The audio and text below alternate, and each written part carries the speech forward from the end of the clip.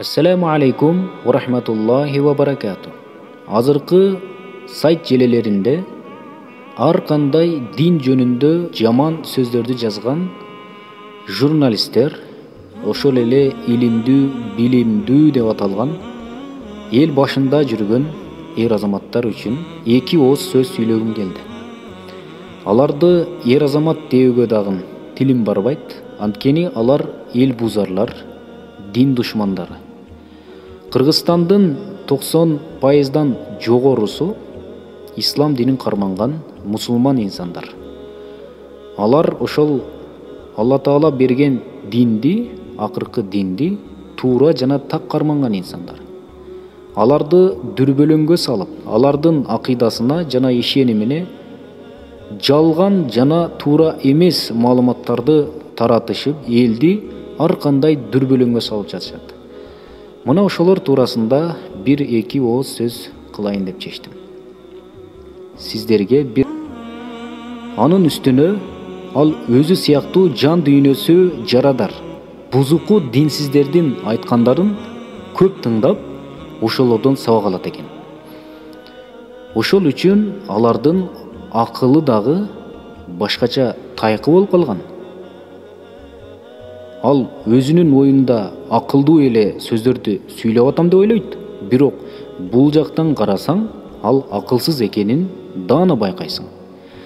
Азыркы учурда биздин Facebook, Instagram жана башка сайт желелеринде ушуга окшогон адамдар аябай көбөйдү. Алардын жазганын карасаң, дин жөнүндө жаман гана сөздөр. Алар ошол акчанын айынан акчага кул болгон инсан десек адашпайбыз. Негизинен Алла Таала бизди, напсибизди, ой пикирибизди, акылыбызды сактоого буйруган. Wa idza ra'aita alladhina yakhuduna fi ayatina fa'rid 'anhum hatta yakhudu fi hadithin ghayri. Сен эгер биздин аяттарыбыз жөнүндө чындыкка дал келбегенди сүйлөгөн адамдарды көрсөң, качан алар башка сөзгө берилмейинче алардан алыс боло тур. Мына ушул аят буйрук аяты. Ал эми айтылгандын баарын тыңдап, тескери жолго сала турган сайттарды, динден бездирчү китептерди ылгабай окуй берүү, албетте башыңды айлантып, жан дүйнөңө тымызын шектенүү уялатып, акыры динден алыстатууга жеткирет. Бул адамды депрессияга, санаага алып барат, жүрөгүн оорутат. Азыр мына ушундай адамдар көп. Дин жөнүндө жаман сөздөрдү айтат. Аны уккан бир аз ыйманы суздашкан адамдар ошол сыйынган дининен бир аз болсо да алыстап жаткандай. Алардын жүрөгүндө шек күмөн пайда болгондой сезилип жатат. Ошол эле коронавирус оорусу умрадан келгендерден жукту. Эгерде ошол ислам дини туура жана так, таза болсо, аларга коронавирус оорусу жукпайт эле.